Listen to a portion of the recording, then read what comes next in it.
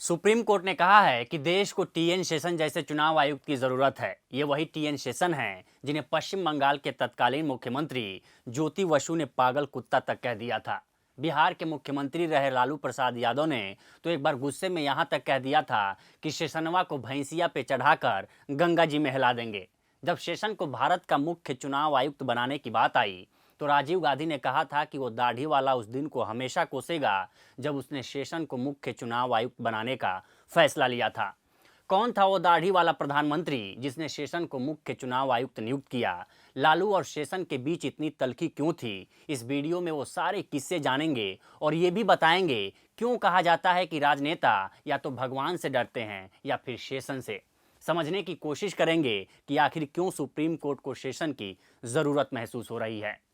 नमस्कार, मैं उपेंद्र कुमार। सियासत में आज बात भारत के मुख्य चुनाव आयुक्त रहे टीएन शेषन की।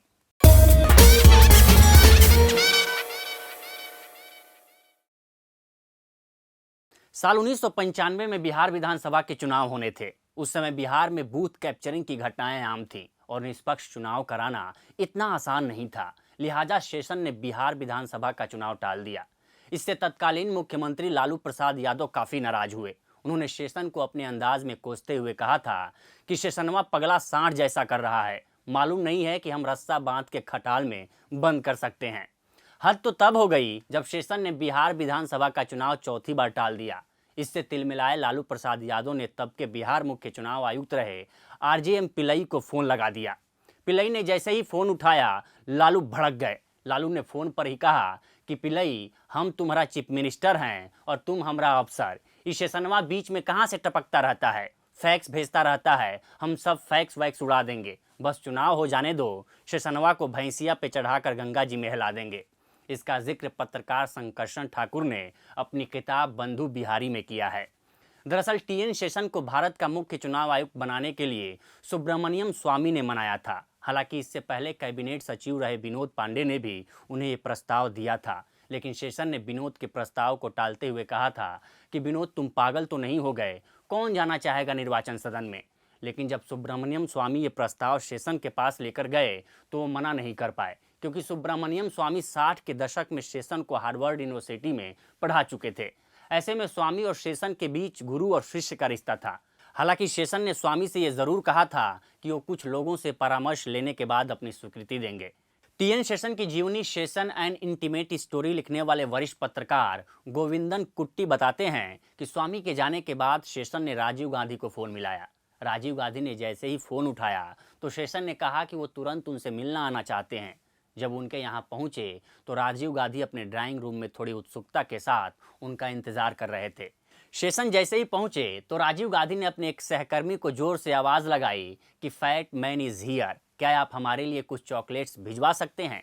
चॉकलेट्स खाते हुए ही राजीव गांधी ने शेषन को मुख्य चुनाव आयुक्त का पद स्वीकार करने के लिए अपनी सहमति दे दी, लेकिन वो इससे खुश नहीं थे। जब वो शेषन को दरवाजे तक छोड़ने आए तो उन्होंने उन्हें छोड़ते हुए कहा था कि वो दाढ़ी वाला शख्स उस दिन को कोसेगा जिस दिन उसने तुम्हें मुख्य चुनाव आयुक्त बनाने का फैसला किया था। दाढ़ी वाले शख्स से राजीव गांधी का मतलब प्रधानमंत्री चंद्रशेखर से था, क्योंकि चंद्रशेखर के कहने पर ही सुब्रमण्यम स्वामी शेषन को मुख्य चुनाव आयुक्त के लिए मनाने गए थे। सुब्रमण्यम उस समय चंद्रशेखर के कैबिनेट में कानून मंत्री थे। शेषन देश के 10वें मुख्य चुनाव आयुक्त बने। शेषन ने चुनाव आयुक्त बनने के साथ ही फर्जी वोटरों पर लगाम लगाने के लिए सरकार को एक प्रस्ताव भेजा।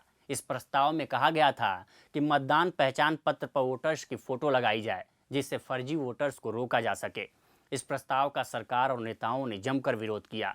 सरकार ने साफ मना कर दिया कि भारत में इतनी खर्चीली व्यवस्था संभव नहीं है।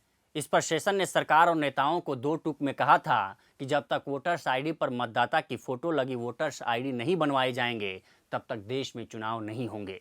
इसके बाद साल 1993 में फोटो सहित वोटर्स आईडी की शुरुआत हुई।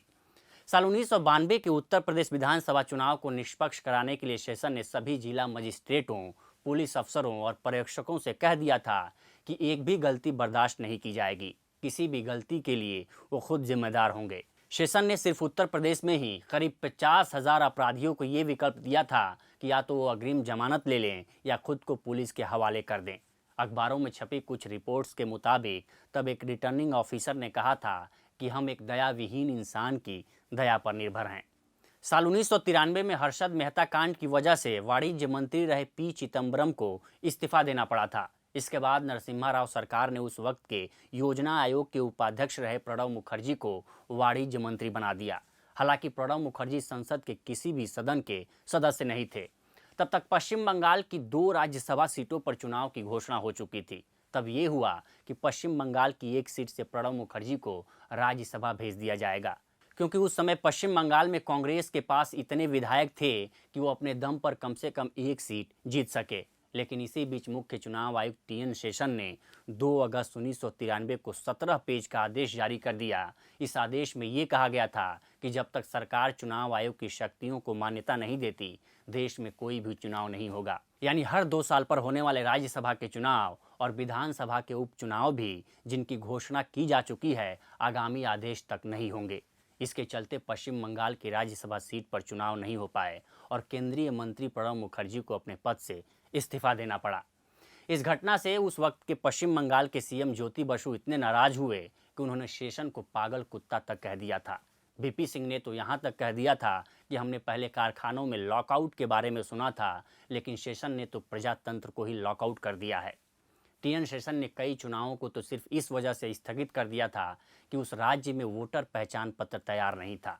शेषन के सबसे हाई प्रोफाइल शिकार थे हिमाचल प्रदेश के तत्कालीन राज्यपाल गुलेशर अहमद।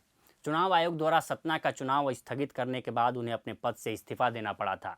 गुलेशर अहमद पर आरोप था कि उन्होंने राज्यपाल पद पर रहते हुए अपने पुत्र के पक्ष में सतना चुनाव क्षेत्र में चुनाव प्रचार किया था। उसी तरह राजस्थान के तत्कालीन राज्यपाल बलीराम भगत को भी शेषन का कोपभाजन बनना पड़ा था, जब उन्होंने बिहार के एक अफसर को पुलिस का महानिदेशक बनाने की कोशिश की थी। शेषन की एक और उपलब्धि थी जिसमें उम्मीदवारों के चुनाव खर्च को कम करना था। उनसे एक बार एक पत्रकार ने पूछा था कि आप हर समय कोड़े का इस्तेमाल क्यों करना चाहते हैं। इस पर शेषन ने जवाब दिया था कि मैं वही कर रहा हूं जो कानून मुझसे करवाना चाहता है, उससे न कम न ज़्यादा। अगर आपको कानून नहीं पसंद तो उसे बदल दीजिए, लेकिन जब तक कानून है मैं उसको टूटने नहीं दूंगा। टी.एन. शेषन ही थे जिन्होंने देश के आम आदमी को चुनाव आयोग की ताकत का एहसास कराया था। जब मुख्य चुनाव आयुक्त रहते उन्होंने कहा था कि आई ईट पॉलिटिशियंस फॉर ब्रेकफास्ट, यानी मैं नाश्ते में राजनीतिज्ञों को खाता हूँ। आज चुनाव आयोग पर सुप्रीम कोर्ट की जो टिप्पणी आई है, वीवीपैट से लेकर ईवीएम तक जो सवाल उठ रहे हैं और चुनाव आचार संहिता का जिस तरह से टॉप लेवल के नेता उल्लंघन कर रहे हैं और उस पर जैसी प्रतिक्रिया आयोग की है, उससे यही लगता है कि now commission is eating it's reputation.